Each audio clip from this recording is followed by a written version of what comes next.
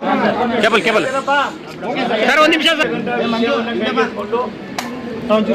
ಮುಖ್ಯಮಂತ್ರಿಗಳಾದ ಸನ್ಮಾನ್ಯ ಸಿದ್ದರಾಮಯ್ಯನವರು ವೀರಶೈವ ಧರ್ಮೀಯರ ಇತಿಹಾಸವನ್ನು ಬಲ್ಲವರಾಗಿದ್ದರೂ ಕೂಡ ಕುತಂತ್ರವನ್ನು ಮಾಡಿ ಸಮಾಜವನ್ನು ಕೌಲುದಾರಿಯಲ್ಲಿ ತರ್ತಕ್ಕಂಥ ಷಡ್ಯಂತ್ರವನ್ನು ಮಾಡಿರ್ತಕ್ಕಂಥದ್ರ ಬಗ್ಗೆ ಕೂಲಂಕುಷವಾಗಿ ಚರ್ಚೆ ಆಗಿದೆ.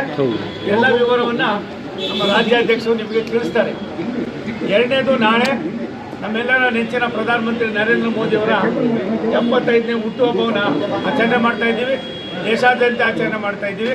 ತಮ್ಮ ಮೂಲಕ ರಾಷ್ಟ್ರದ ನಮ್ಮೆಲ್ಲರ ನೆಚ್ಚಿನ ನಾಯಕರು, ರಾಷ್ಟ್ರದ ಅಭಿವೃದ್ಧಿ ಅಧಿಕಾರರು, ದೇಶ ಕಂಡ ಒಬ್ಬ ಮಹಾನ್ ನಾಯಕನ ಹುಟ್ಟುಹಬ್ಬದ ಶುಭಾಶಯಗಳು ಕೂಡ ನಿಮ್ಮ ಮೂಲಕ ಧಾರ್ಮಿಕವಾಗಿ, ಸಾಮಾಜಿಕವಾಗಿ ಈ ರಾಜ್ಯದ ಸಂಸ್ಕಾರದ ಜೀವನವನ್ನು ನಡೆಸ್ತಕ್ಕಂಥದ್ದಕ್ಕೆ